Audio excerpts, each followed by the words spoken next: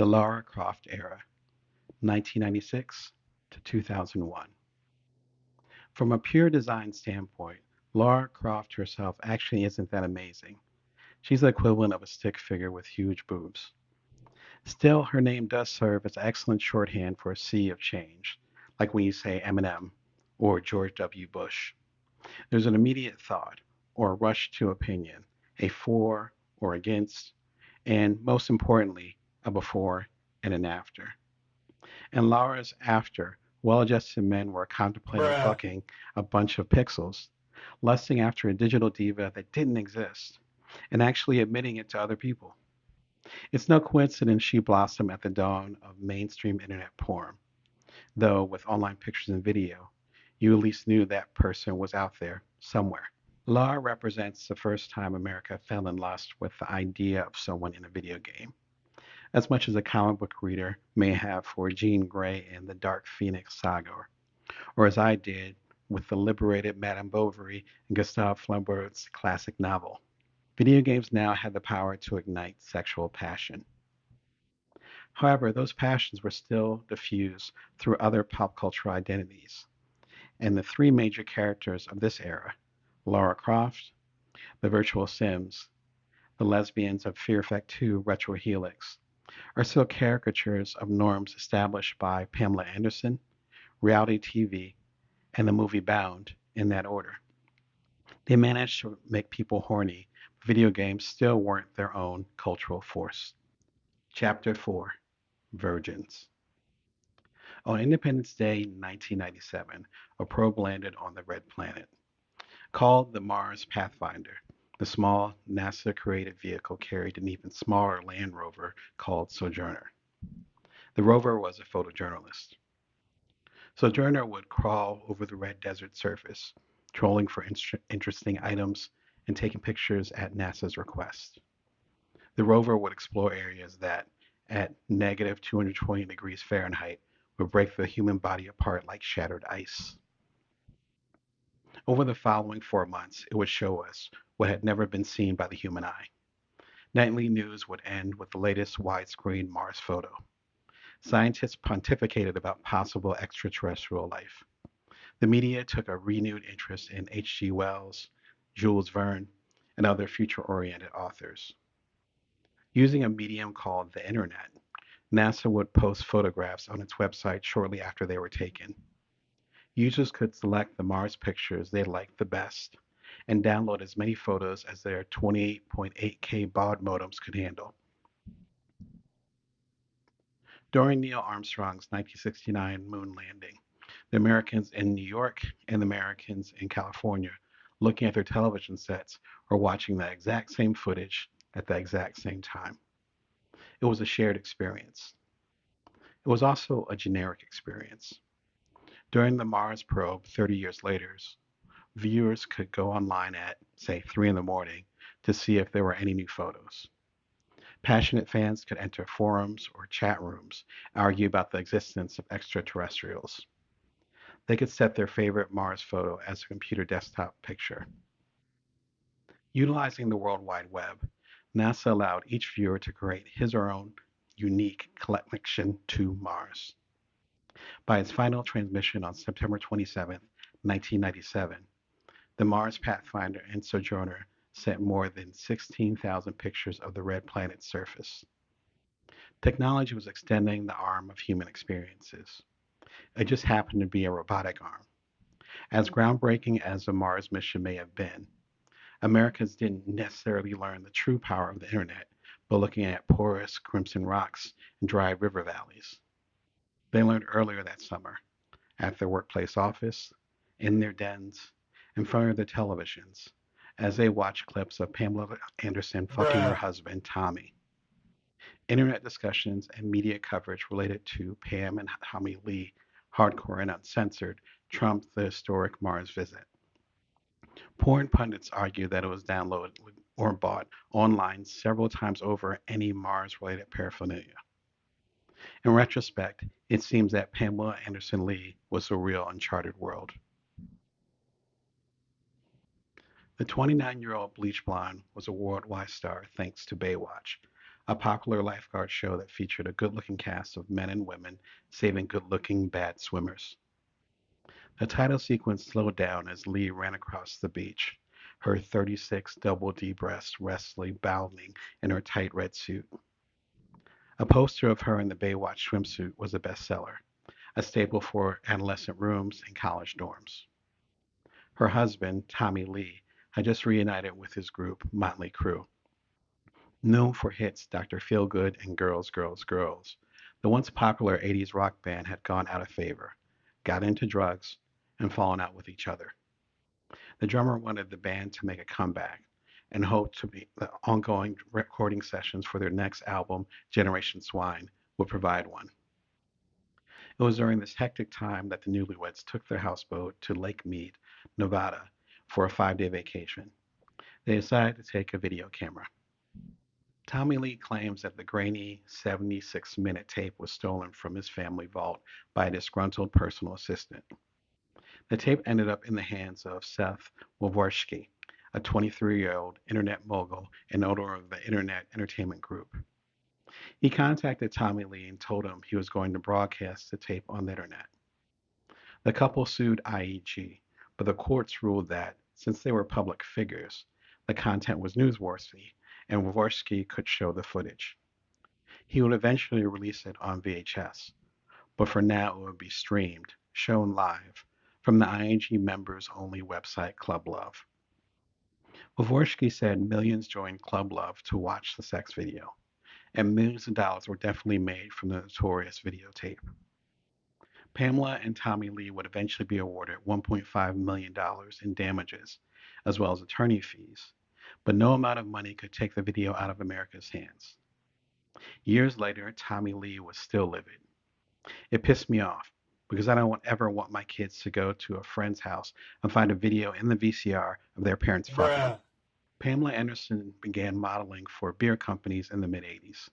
She quickly got a Playboy centerfold, followed by a stint as a tool girl on the hit ABC show Home Improvement. In 1992, she joined Baywatch, making her tight, breast implant-filled red swimsuit an icon in itself. In Barbed Wire, a 1996 movie based on a comic, she wore a tight one-piece leather catsuit for the role, the top turning into a low-cut bustier that pushed up her breasts together. The movie bombed at the box office, dashing her goals of transitioning from televisions to theaters. Barbed Wire was nominated for a Razzie Award Worst Picture, but lost to the $50 million Demi Moore movie Striptease. Moore's movie also won Razzie's Worst Actress, Worst Director, Worst Original Song, Worst Screen Couple, and Worst Screenplay. The film followed a single mom stripper and her co-workers, but Striptease also featured Demi Moore's new breasts. They were big, buoyant, and spherical, and made her look less like the girl next door scene in Ghost. Aside from silicone, both Striptease and Barbed Wire shared another element. Striptease shows a stripper who never takes it all off for the movie audience. Barbed Wire features a ruthlessly sexy action hero who never copulates. Neither hormonally aggressive character is ever nude. On Times Square, Calvin Klein crafted multi-story billboards featuring an underwear-clad Mark Wahlberg. In Congress, conservatives and liberals argued over if sex education classes promoted sexuality and whether condoms should be distributed in the school. It seemed okay to sell sex appeal and to apply sexual situations, but not to actually have it. With Pam and Tommy Lee, hardcore and uncensored, the famous Baywatch actress had crossed the line. She publicly gave up the goods. The virgin/whore archetype was ruined. There was nothing more to see. Pamela Anderson Lee would be replaced on Baywatch the following year. There are several myths in the video game industry. In one, a young, geeky game designer named Toby Gard was working on a new character, one he would later describe as a female Indiana Jones. She was originally Lara Croft, but he thought a female character would be more appealing. It would be a 3D game, not one that would require glasses, but one that would have physical depth. You would feel like the character was going into the screen. Each item on screen would be made up of polygons, geometric shapes that could be manipulated to scale and therefore make 3D levels easier. As you got closer to an object, the polygon scale would increase and it would become bigger, and the opposite as you walk away. The characters themselves would also be comprised of polygons, and the game artists would use special graphic software to create them. So far, this is all true. The myth is that Guard was in the offices of Core Design, the UK-based development company, working on his new female heroine when, on a whim, he made her breast size 150% bigger than normal. Office mates noticed and encouraged him to keep the design, at least for a little while. Guard went on with the joke. This well-told story is how Lara Croft received 38 double D breasts seems much more likely when you realize that Toby Gard was only 19 years old. Miss Pac-Man was perhaps the first video game heroine, but she was not created by the game manufacturer, Bally. In 1981, 9 MIT students reprogrammed the Pac-Man machines they leased to local stores. They modified the mazes and made the frantic game even faster. The crew then went a step further, creating a special circuit board that, when added to a normal Pac-Man machine, automatically upgraded it to their special version. Now they could sell the board to arcade owners who didn't want the risk of breaking their expensive units. The students first tried it with another popular game, Atari's Missile Command. As they completed the work on Pac-Man, Atari caught wind of the Missile Command board and sued them before they could sell any. The game company then did something unprecedented. Atari offered the kids a contract to make Atari games, provided they, of course, stopped manufacturing modification boards. They agreed. Contract in hand, then IT students went straight to Bally, showed them the modified Pac-Man board, and started negotiating. Coincidentally, Bally had no idea how to follow up the most popular video game ever made. It asked them to modify their enhancement board to create an official Pac-Man sequel. Their first decision was to make the new Pac-Man a woman, later adding a red bow tie and a beauty mark. The game would also have intermissions with Pac-Man and Miss Pac-Man chasing each other, locking lips, and eventually having a baby Pac-Man, making it arguably the first sex scene in a mainstream video game. The next notable heroine was Samus Aran, the tough bounty hunting space warrior in Nintendo's Metroid. The game seemed inspired by Sigourney Weaver's Alien movies, the second of which came out in 1986, the same year as Metroid. The twist was that the gamer wasn't told her gender. You spent hours playing through the lengthy adventure, staring at and guiding the innocuous figure in a full-body metal spacesuit. It wasn't until the end, as the credits were about to roll, that the warrior would stare at the screen, towards you, and emerge out of the shapeless protective covering to reveal a purple dancer's leotard and long, very green hair. Well before the email or the internet became commonplace, Samus Aran's true identity remained a secret that was slowly exposed to skilled individuals who beat the game. Those who completed Metroid under the time limit could play Samus's adventure again, without the body armor.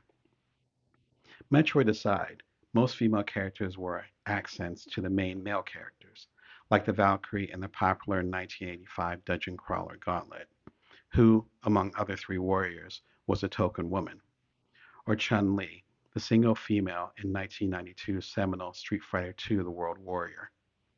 Valkyrie wore a revealing metal bustier, similar in shape to Barbed Wire's outfit, and was later upgraded to a furry 2-piece bikini worthy of Raquel Welch in 1 million years BC. Chun-Li initially wore a blue Asian top, Princess Leia-like earmuffs, and a tiny skirt.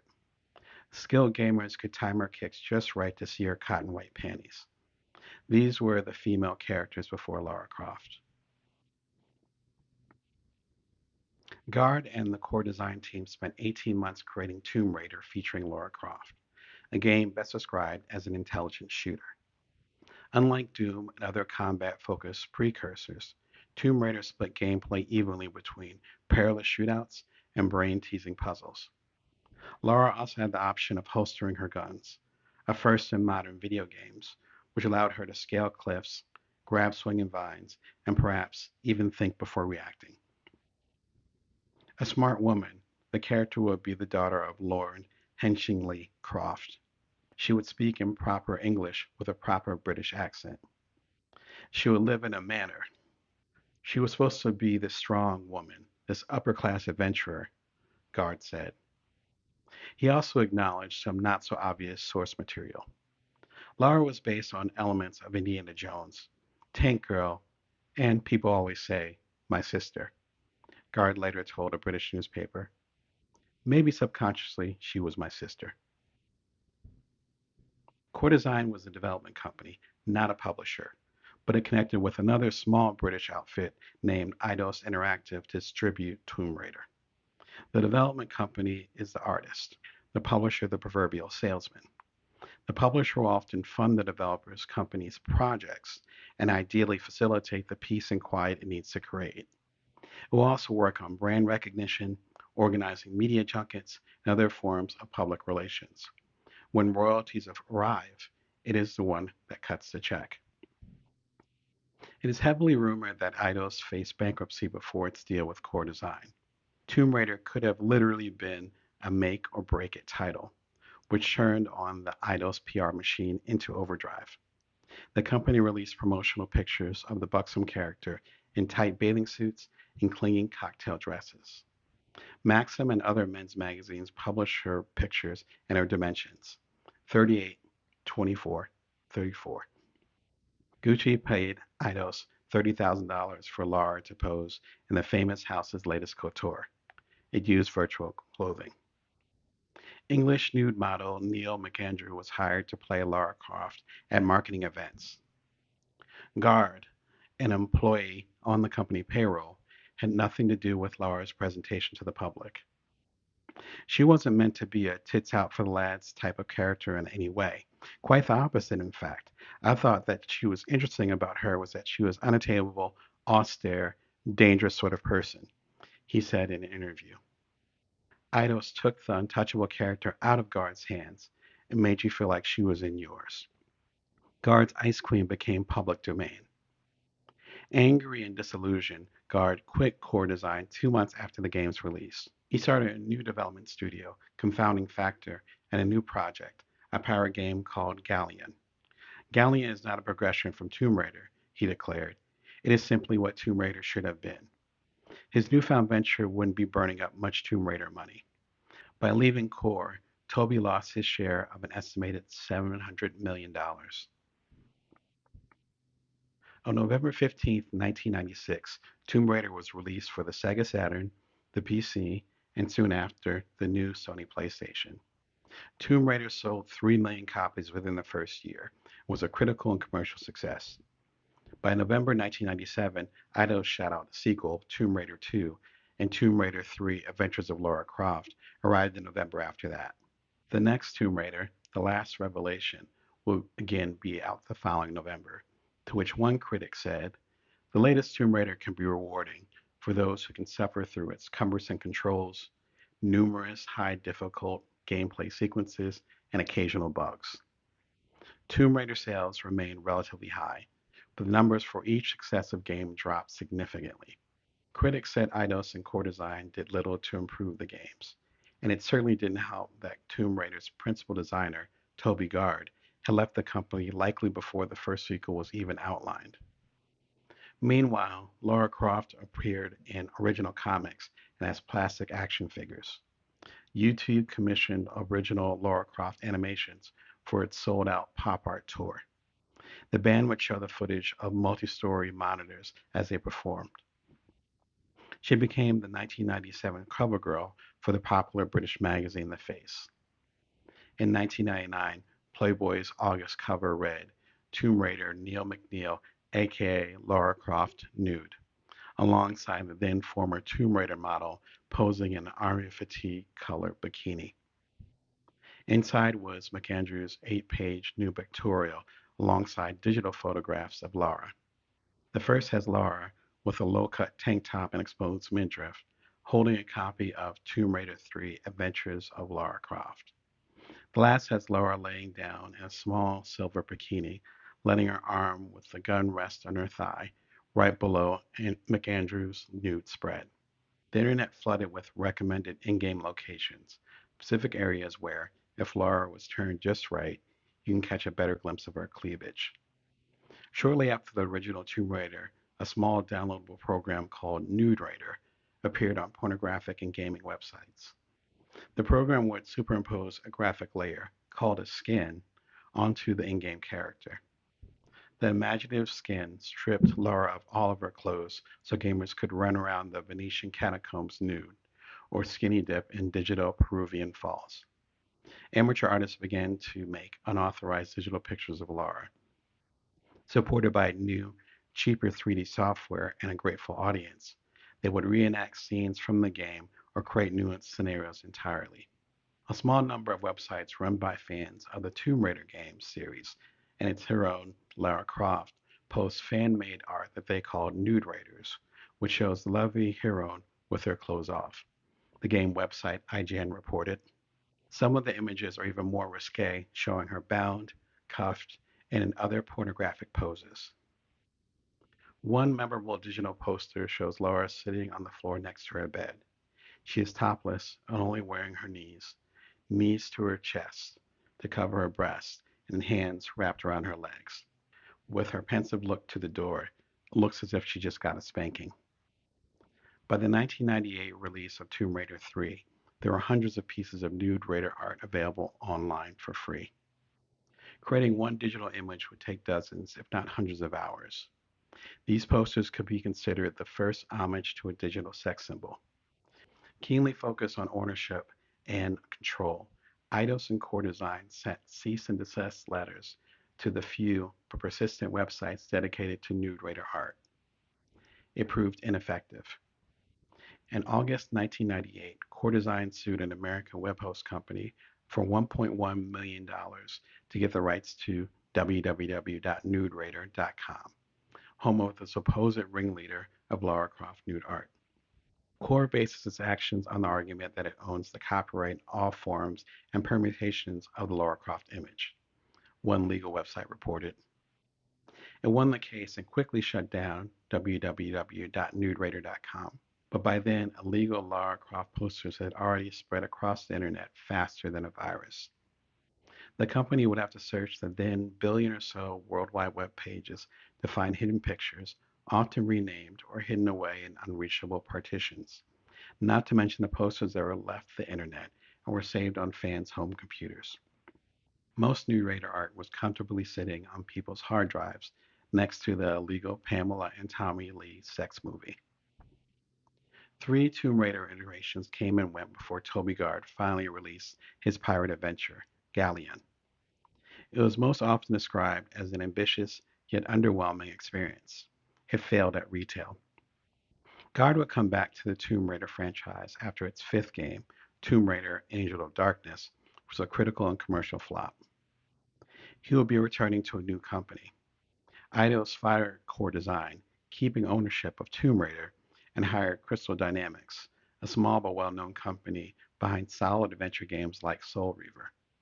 By the time Angel of Darkness follow-up, Tomb Raider Legend, was released, Lara had changed hands from Toby Gard to Core Design to Eidos to Crystal Dynamics with Toby Gard. Considered a wonderful return to its essence, Legend was a huge success on all levels, selling record numbers and getting rave reviews. It didn't seem to change Gard. He would refuse media interviews, even at Eidos' urging, and avoid the limelight as if he was a paparazzi phase pop icon himself. The average person may be angry about the millions of dollars lost, or creating what critics consider an artistic failure and doing a proverbial return to the nest. For Gard, it seemed to all come back to Lara.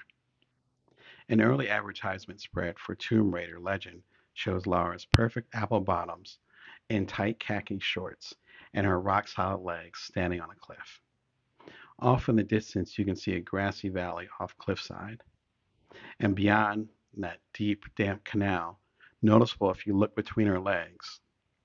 In capital letters, it says, "Lara is back." Nothing, it seems, had changed. Gard articulated the issue in 1997. "I had problems when they started putting lower cut clothes on her and sometimes taking her clothes off completely. It's really weird when you see a character of yours doing these things. You can't believe it. You think, she can't do that. I spent my life drawing pictures of things, and they're mine, you know? They belong to me.